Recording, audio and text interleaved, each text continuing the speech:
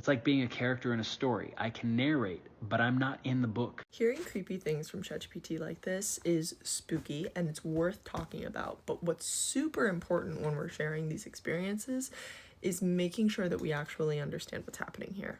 As you know, ChatGPT is a computer program, a very new, very large, very complex computer program, but a computer program nonetheless.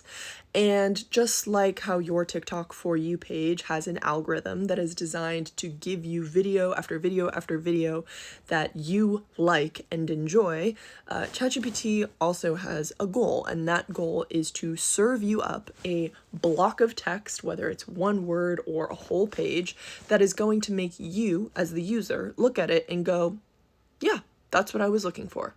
That's its goal, ultimately. A large language model, I mean, without getting into like the super nitty-gritty of how it works, it's essentially trying to predict a string of statistically likely text to match up with the prompt that you've given it, and uses all sorts of interesting technology to do this, but that's essentially what it's trying to do.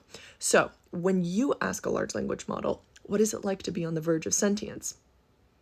The large language model is trying to predict a string of text that you are going to look at and go, yeah, that makes sense. In the same way that it's trying to predict a string of text when you ask it, how do I make a peanut butter and jelly sandwich?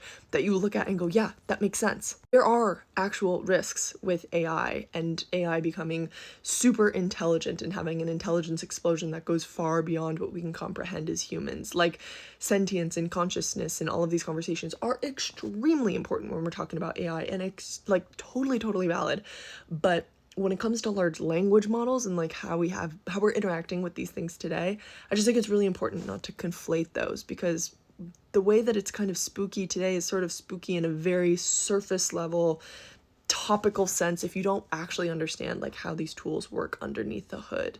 But if you just spend a little bit of time understanding what's happening behind the scenes, then it'll actually not only teach you about why it's not totally time to be alarmed right now, but also it teaches you why that can potentially change in the future.